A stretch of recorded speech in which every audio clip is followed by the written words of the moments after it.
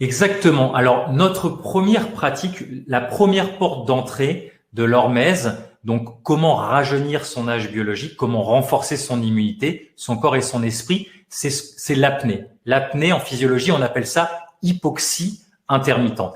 Alors, tu le sais, dans mon parcours, j'ai eu la chance d'énormément voyager, mais aussi d'aller me former auprès des experts internationaux. Là, en l'occurrence, j'ai eu la chance de m'entraîner avec le champion du monde d'apnée statique, Stéphane Mifsud, qui tient sa respiration 11 minutes 35. Donc, vraiment, là, on est vraiment à un niveau incroyable. Et l'idée, c'est que en faisant des apnées de façon simple, tout le monde peut faire ça, vraiment, parce qu'on travaille avec soi par rapport à où on en est. Donc, c'est vraiment un travail. Ça, c'est important, c'est qu'il n'y a pas de compétition avec les autres. C'est où on en est avec soi et à l'instant où on pratique, avec l'état de fatigue qu'on peut avoir physique et émotionnel du moment. Et ça, c'est vraiment une clé importante à comprendre. L'hypoxie intermittente, le fait de pratiquer des apnées selon certains protocoles, eh bien, ça va permettre une meilleure oxygénation au niveau cellulaire. Je pense que c'est la plus grande clé à vous partager ici, c'est qu'il y a ce qu'on appelle l'effet Bohr au niveau de la physiologie humaine, qui dit que pour que l'oxygène puisse être libéré de nos globules rouges, de nos hémoglobines, pour pénétrer nos cellules et nourrir nos cellules, vous savez que nos cellules s'alimentent d'oxygène pour fonctionner, eh bien, il y a besoin d'avoir une certaine quantité de CO2 qui circule dans le sang.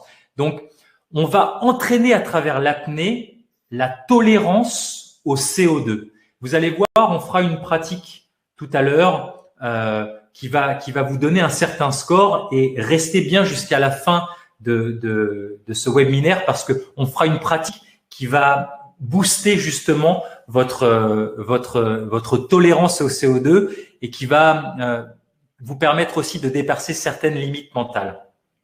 Donc ça, c'est un concept très important parce que à travers l'apnée, eh bien, on va être capable, à travers cette pratique, eh bien, on va être capable de mieux assimiler l'oxygène au niveau cellulaire. Ça peut paraître contre-intuitif parce que en apnée, eh bien, on est en hypoxie, on a moins d'oxygène, mais avec cette pratique, comme je vous l'ai expliqué avec la loi de Bohr, eh bien, l'oxygène qui est toujours circulant dans le corps, qui est dans les hémoglobines, va pouvoir être relâché et va pouvoir être capté par nos cellules.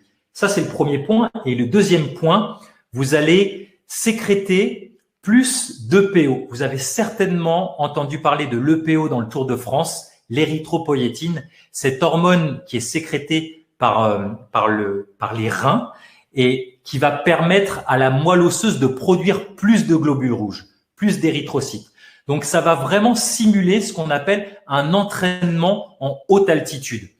Vous savez que tous les sportifs de haut niveau, avant les Jeux Olympiques, par exemple, vont avoir un temps d'entraînement en haute altitude parce que ça va forcer leur corps à produire plus de globules rouges. Donc, quand ils vont redescendre au niveau de la mer pour la compétition, eh bien, ils vont avoir plus d'oxygène circulant dans leur système circulatoire.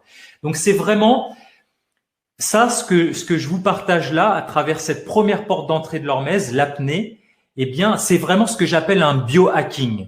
C'est une pratique très simple. Vous allez voir, c'est fun. C'est quelque chose aussi, ça, c'est quelque chose aussi sympa à partager. C'est que ces pratiques hormétiques, c'est quelque chose de fun. C'est du fun à rajouter dans sa journée.